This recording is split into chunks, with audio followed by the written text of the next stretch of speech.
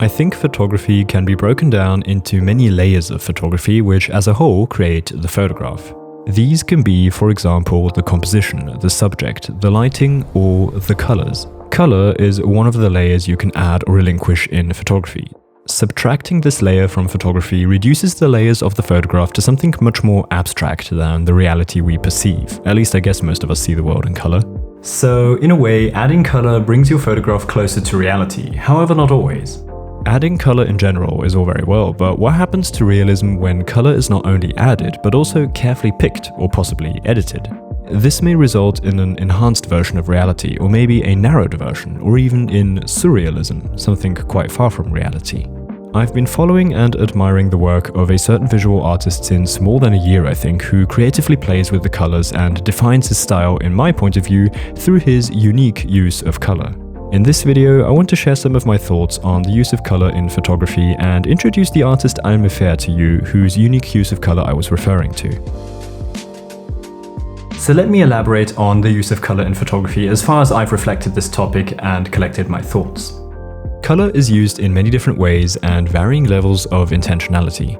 Many photographs simply have colors. The picture is not a black and white, but the colors in the photo don't really add much value apart from maybe adding the layer of realism.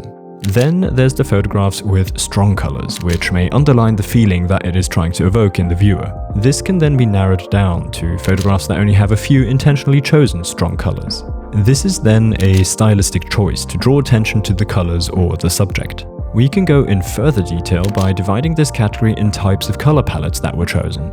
Is the palette complementary, monochrome, warm, cold, or something else? I'm sure there are plenty more detailed categories we could think of, but I think with the few I listed you got the point of how many different uses color offers.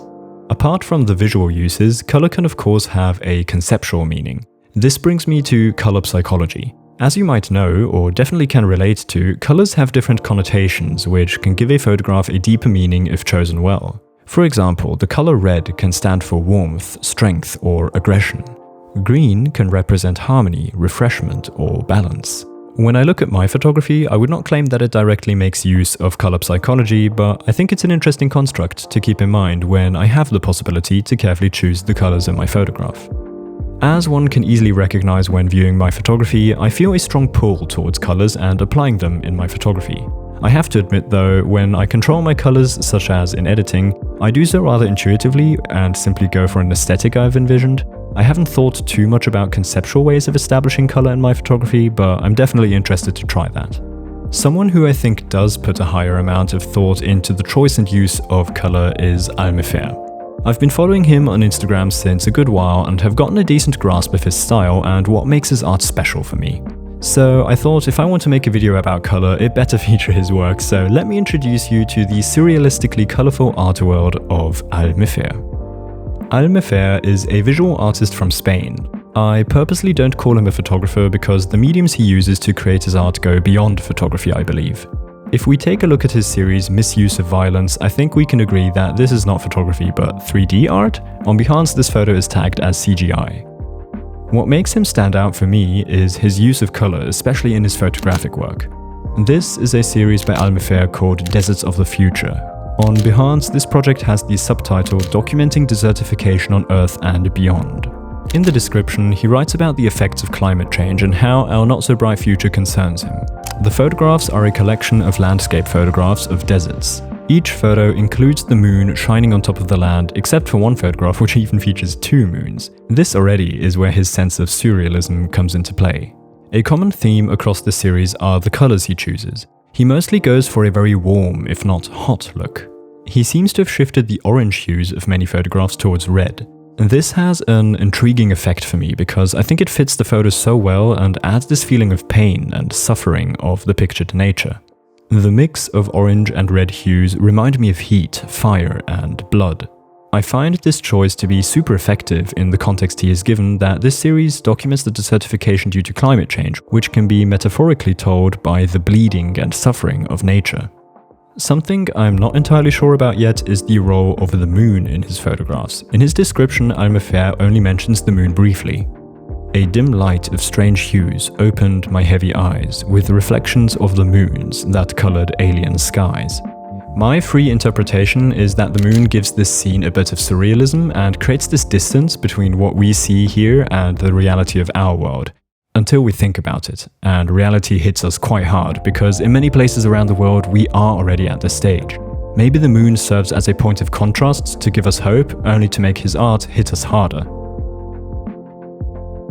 I want to show you one more series by Mefer. It's called Phantoms of the Brain.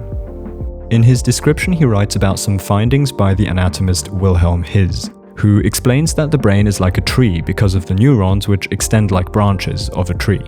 Mefer makes use of this visual metaphor and creates this photography series of trees in turbulent weather conditions surrounded by fog and light rays to illustrate a mind sickened by obsessions, anxiety, depression, and despair. When we look at the photography he created around this theme, I think we can feel the states of mind he portrays. The mind is unclear, cluttered. The light rays represent flashes of mental pain in this mind, which appear sporadically. The minds that are shown are in various states and are confronted with differing strains represented by the color of the fog that hazes up the mind. The colors of the light rays possibly represent the various types of painful appearances in the mind. What I think Mefer masterfully achieves in this series is transporting the feelings he's trying to visually describe.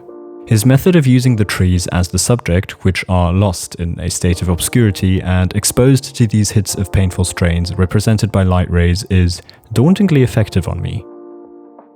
So what can we learn about the use of color by Mefer's work?